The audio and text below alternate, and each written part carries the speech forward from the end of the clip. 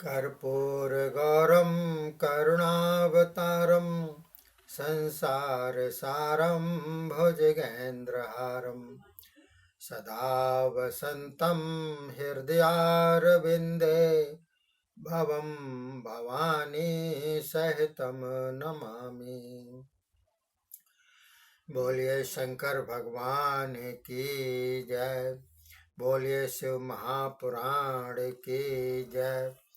बोलिए हिंदू सनातन धर्म की जय। देखिए साथियों, शिव महापुराण के अंतर्गत ये 13वां अध्याय चल रहा है, जिसमें तारकासुर जन्म तथा उसका तप, उसने किस प्रकार से तप किया है ये बतलाया गया है। तो तपस्वी तो होते ही हैं, उसी में तप में ही शक्ति होती है। तो ब्रह्मा जी बोले, हे नारद जी, कुछ समय के बाद वज्रांग की पत्नी गर्भवती हो गई। उसके गर्भ में बहुत समत तक बालक बढ़ता रहा। समय पूर्ण होने पर बड़े लंबे चौड़े शरीर वाला अति पराक्रमी बालक उत्पन्न हुआ। उसके जन्म समय में सारे संसार में बड़े उपद्रव हुए।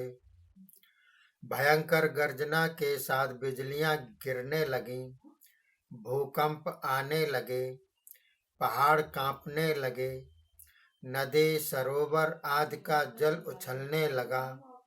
बड़े जोर की आंधी हुंकार शब्द करती हुई चल पड़ी। सूर्य को राहु का ग्रास हुआ इत्यादिक अनेकों उत्पात होने लग गए। कश्यप ऋषि ने उसका तारक नाम स्थापित किया। वह तारकासुर अत्यंत शीघ्रता के साथ वज्रांग के घर में पलने लगा। थोड़े ही काल में वह पर्वत जैसे आकार वाला होकर माता से तप करने की आज्ञा मांगने लगा। तब प्रसन्न होकर माता ने उसे आशीर्वाद देकर आज्ञा दे दी। तब मन में देवताओं को जीतने की अभिलाषा रखकर गुरु जी के कहने के अनुसार मधुवन में चला गया। वहां ब्रह्मा जी को प्रसन्न करने के लिए कठोर तप करने लगा। उसने हाथों को तो ऊंचा कर लिया और दृष्टि ऊपर की ओर कर ली। एक पांव पर ही खड़े होकर एकाग्र मन से 100 वर्ष तक तप करता रहा। फिर 100 वर्ष तक केवल अंगूठे के आधार पर खड़े होकर तप किया। इसी प्रकार 100 वर्ष जलाहार एवं 100 वर्ष वायु के आहार से उसने तप किया और 100 वर्ष जल में, 100 वर्ष थल में, 100 वर्ष अग्नि में ठहर कर तप किया। फिर 100 वर्ष पृथ्वी की ओर सिर करके, 100 वर्ष पृथ्वी पर हथेली धारण करके, 100 वर्ष वृक्ष की शाखा पकड़कर, इसी प्रकार के और भी अनेकों दुख सहकर तप करता रहा। तब तो उसके शरीर से बड़ा तेज निकलने लगा। उससे तो देवलोक भी जलने लग गए। यह देखकर देवता घबरा गए। देवपति इंद्र भी व्याकुल होकर विचार में पड़ गया। उसने सोचा, अब मेरा राज्य मेरे हाथों से निकला ही समझो। तब तो देवगणों को साथ में लेकर ब्रह्मा जी के पास आया। ब्रह्मा जी को प्रणाम करके अपने दुख का वृतांत सुनाने लगा।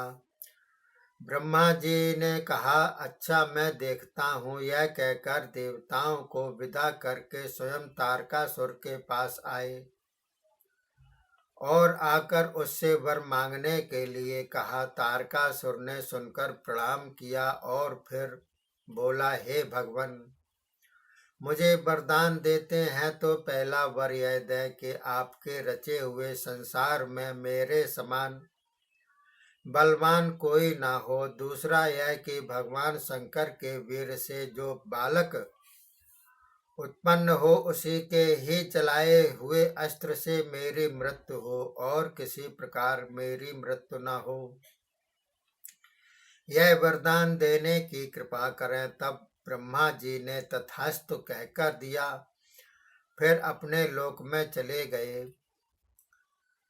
तब तो वह तारकासुर अत्यंत प्रसन्न हुआ, फिर अपने घर में लौट आया।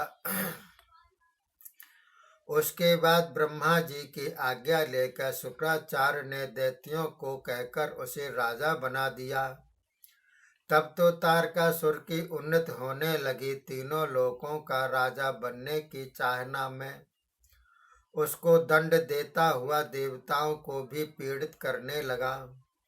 इंद्र ने डरकर ऐरावत हाथी, अपना खजाना, सफेद रंग के 9 घोड़े दे दिए।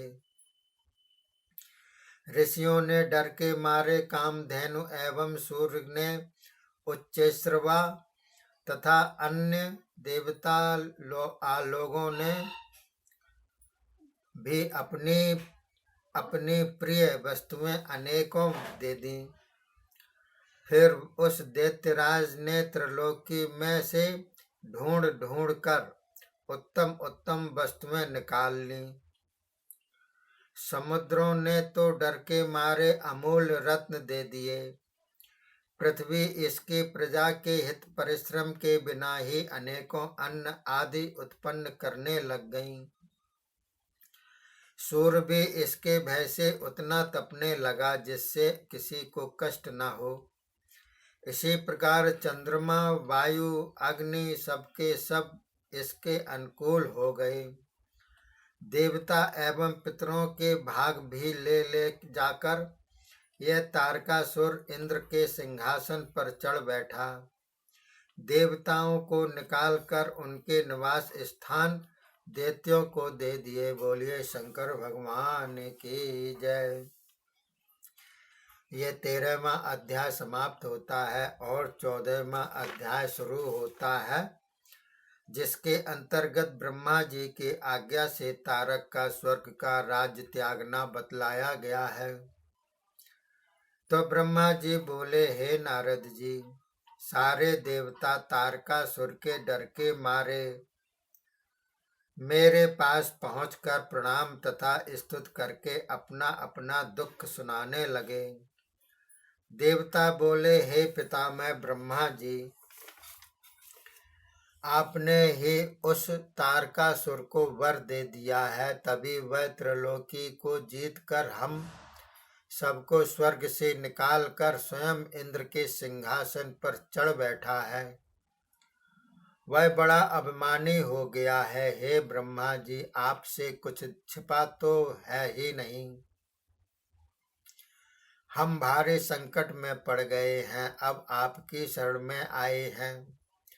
हमारे दुखों का नाश करो। हे नारद जी, इस प्रकार देवताओं का दुख सुनकर मैंने उनसे कहा, हे देवताओं, मैं तो इसे मार नहीं सकता, क्योंकि मैं इसे स्वयं वर दे चुका हूँ।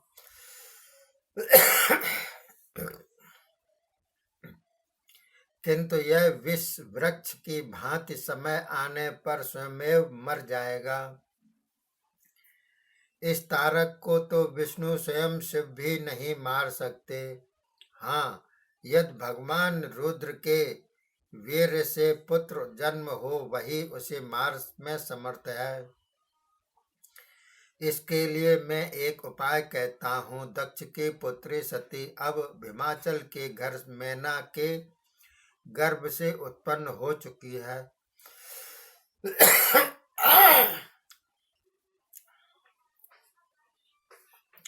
उसका विवाह भगवान रुद्र से होगा और उसके द्वारा ही पुत्रोत्पत्ति होगी। वही इसे मारेगा। अब तुम भगवान रुद्र के पास पार्वती का विवाह कराने की चेष्टा करो, और अब मैं स्वयं तारकासुर के पास जाकर उसे समझाता हूँ, जिससे वह तुम्हें अपने अपने अपने स्थान दे दे। ब्रह्मा जी बोले, इतना समझाकर मैंने उन सबको विदा कर दिया। स्वयं मैं उस तारकासुर के पास पहुंचा और उसे समझाने लगा। मैंने कहा, हे पुत्र तारकासुर, मैंने तुमको इसलिए वर नहीं दिए कि तुम अपनी सीमा से भी पार हो जाओ। यह स्वर्ग तो देवताओं का है, यह तेजोमय सार रूप है, इस पर तुम्हारा राज करने का अधिकार नहीं। तुम तो इसे शीघ्र ही छोड़कर पृथ्वी पर जाकर राज्य करो, नहीं तो दुख पाओगे। हे नारद जी, इस प्रकार मैं उसे समझाकर अपने लोक में चला आया। तारकासुर ने भी स्वर्ग छोड़ दिया। पृथ्वी पर आकर शोणित नगर में राज करने लगा। देवता मेरे आज्ञा से इंद्र के साथ स्वर्ग में चले गए। बोलिए शंकर भगवान की जय। बोलिए शिव महापुराण की जय। ये अध्याय समाप्त होता है। 15वां अध्याय के अंतर्गत इंद्र की आज्ञा से कामदेव का शिव के समीप का गमन बतलाया गया है। आप इंतजार कीजिए एपिसोड का। तब तक के लिए धन्यवाद। जय हिंद, जय भारत।